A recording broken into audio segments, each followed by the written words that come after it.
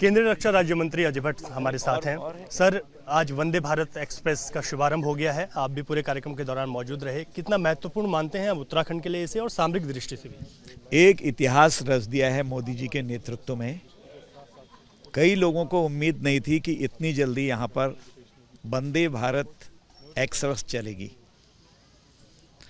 आज जब इसकी सूचना जगह जगह मिली है तो लोग बहुत खुशी से उल्लासित हुए हैं, हर्षित हुए हैं, और कितनी बड़ी संख्या में आज मोदी जी को सुनने के लिए आए थे, आपने देखा है।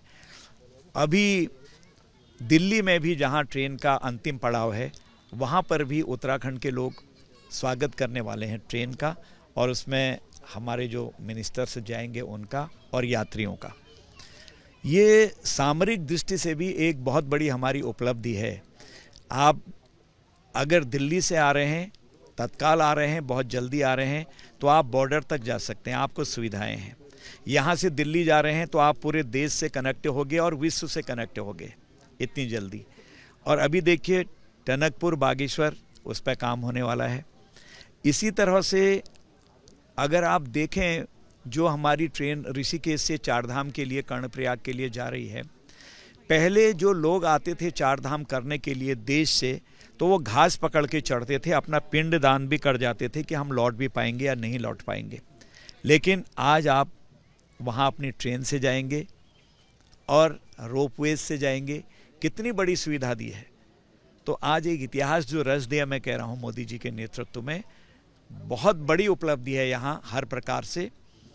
और सबसे बड़ी बात यह है कि उत्तराखंड सरकार धामी जी के नेतृत्व में जो भी चाहती है, सारी चीज़ें हमको केंद्र से मिल रही हैं, कहीं पर भी विलंब नहीं होता है। एक सवाल है, पर्यटन के लिहाज से कितना महत्वपूर्ण अब ये हो जाता है, क्योंकि आवाजाही बहुत सुगम हो जाएगी, समय की बचत। प्रदेश एक पर्यटक प्रदेश है, आप सब जानते हैं।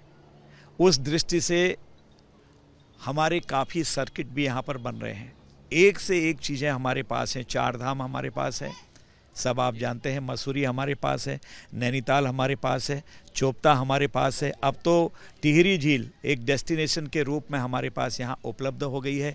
कौसानी, रानीखेत, पिथौरागढ़, एक से एक चीज़ें हमारे पास हैं। ग्लेशियर्स, मिल्लम ग्लेशियर्स, ये सब हमारे पास हैं। और कैलाश यात्रा, वो भी एक बहुत बड़ी बात है। मानसरोवर की यात्रा, ये हमारे पास है। हर चीज़ जिसकी आवश्यकता है, ये पर्यटन प्रदेश तो है ही है।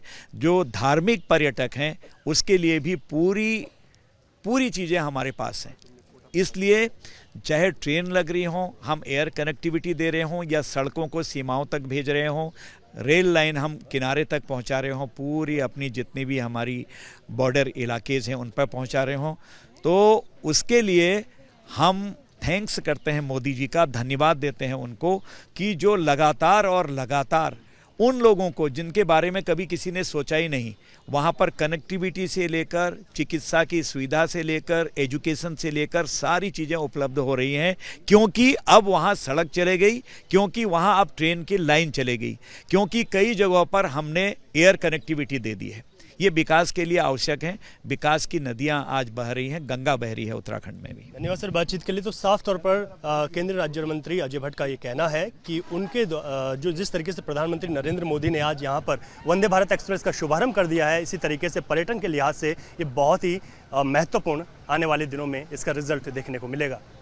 आप किस तरह देखते हैं, आप वहाँ मौजूद रहे आज, और किस तरीके से कार्यक्रम? बहुत बड़ी उपलब्धि है हम सबके लिए कि इससे पहले रामनगर में और आज एंटी करप्शन जो ग्रुप है हमारा यहाँ का, तो उसके आधार पर ये 2 त्रिदिवसीय हमारी यहाँ पर बैठक चल रही है G20 की। इतिहास इसमें भी हमने रचा है। और सबसे बड़ी बात ये है कि जो दीमक है हमारी करप्शन की, वो इंटरनेशनल लेवल पर आज फैल चुकी है।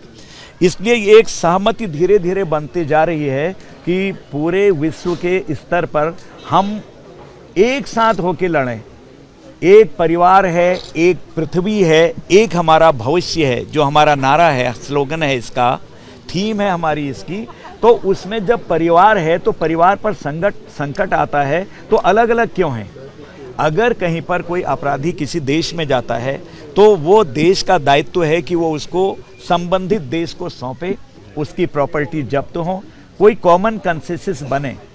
इसके लिए 2018 में G20 में जो मोदी जी ने कुछ पॉइंट से उठाए थे, बहुत तेज़ी से उस पर विश्व आज एक हो रहा है। निकट भविष्य में जो भी ऐसे करप्शन के अपराधी हैं उनकी खैर नहीं है।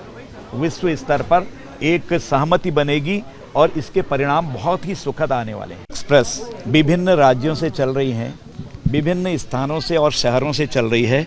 उसमें उन अग्रणी राज्यों में उत्तराखंड भी है। सारे उत्तराखंड वालों को आज आभास हो गया है। हमको उम्मीद नहीं थी कि इतनी जल्दी ये प्रारंभ हो जाएगा इसकी स्वीकृति के बाद से।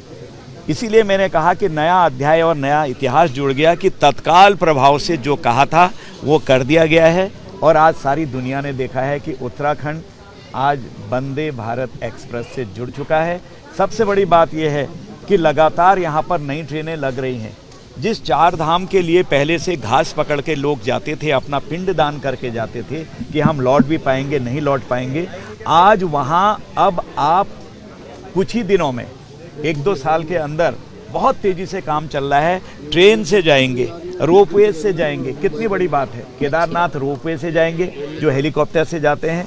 और आप हमारे जो सिखों का धर्म स्थल है, सबसे बड़ा धर्म स्थल, तो वहाँ भी आप जो जाएंगे, सब लोग जाएंगे जो जा नहीं सकते हैं वो रोपवे से जाएंगे। एक के बाद एक जो हमारी सरकार मांग रही है, मोदी जी उसको तुरंत दे रहे हैं।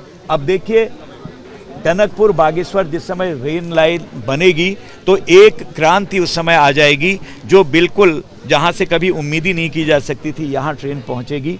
बागेश्वर टनकपुर के बीच में भी ट्रेन दौड़ेगी। इसीलिए मैंने कहा कि नए अध्याय की शुरुआत हुई है। मैं मोदी जी को हृदय से बहुत बहुत धन्यवाद देता हूं कि उत्तराखंड लगातार उनके नेतृत्व में आगे बढ़ रहा है।